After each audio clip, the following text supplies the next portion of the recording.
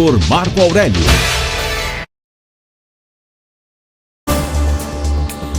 Na coluna Painel, o professor Marco Aurélio Freire fala sobre julgamento de Bolsonaro, marcado para os dias 25 e 26 de março, e também sobre nova pesquisa que aponta queda na popularidade do presidente Lula. Bom dia a todos.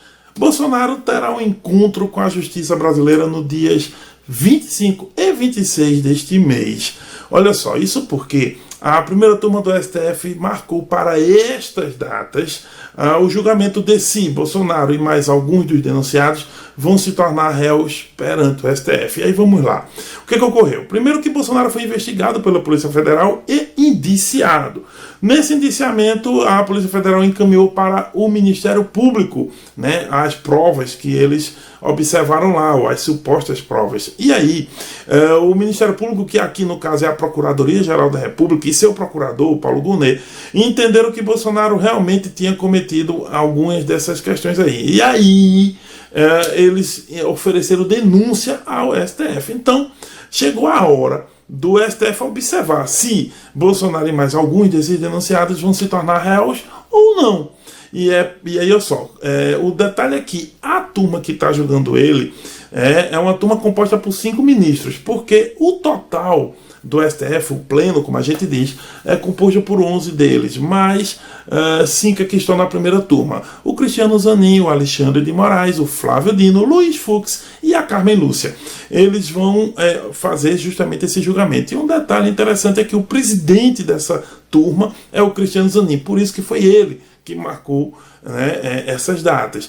Serão 3 sessões, 2 no dia 25 e 1 no dia 26. E aí, um outro detalhe, são 34 indiciados no total, mas para este caso específico, esse momento, não são todos os 33 que estão sendo analisados, não. O STF estará analisando Bolsonaro mais 7 desses indiciados aí, desses denunciados.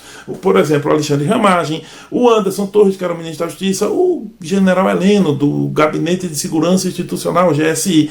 Ou seja, é uma turma composta por 8. E até o Mauro Cid, por exemplo, também está aí nesse grupo aí mais seleto. Porque, ao que parece, na denúncia do procurador Paulo Gonet, eles entenderam que esse é o grupo de decisão. Dentro de todos os 34 indiciados, esses 8 aí são os mais fortes, ou mais importantes, aqueles que tinham o poder de decisão sobre as situações. Por isso, né, está fatiada aí a forma com a qual esses denunciados chegarão aí no julgamento do STF. Então, primeira parte vão ser esses 8 e Bolsonaro está entre eles.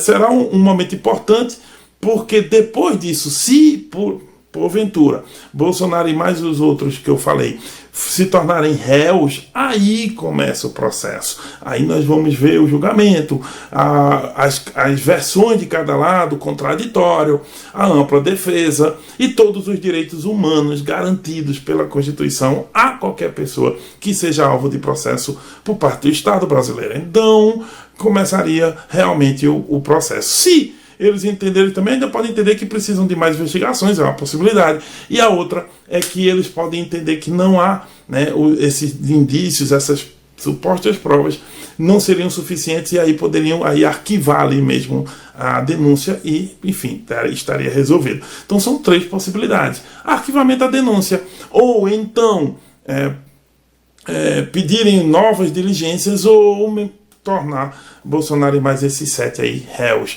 Bem, a conferir, mas dias 25 e 26 serão dias agitados no judiciário e, consequentemente, na política. E falando em política, segunda parte da nossa conversa de hoje é basicamente mais uma pesquisa que saiu, né, para a popularidade do Lula. E é uma pesquisa interessante, porque é uma pesquisa do IPEC, que é o antigo IBOP, né, um dos principais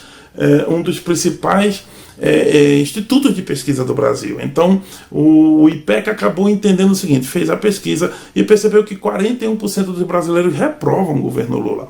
E é um número importante, porque 30% acham o governo regular e 27% acham ótimo ou bom. É um número que vem caindo. Quando a gente olha para outras pesquisas do mesmo instituto, e isso é importante, a gente percebe que o Lula vem perdendo poder, né, de popularidade, poder de influência no jogo político brasileiro. Na última pesquisa, por exemplo, o Lula estava bem melhor, né, e vem caindo. Então, nesse cenário, a situação não está aliviando para o governo e vamos ver o que vai ocorrer a partir de agora. E eu volto segunda-feira com mais comentários, se Deus quiser.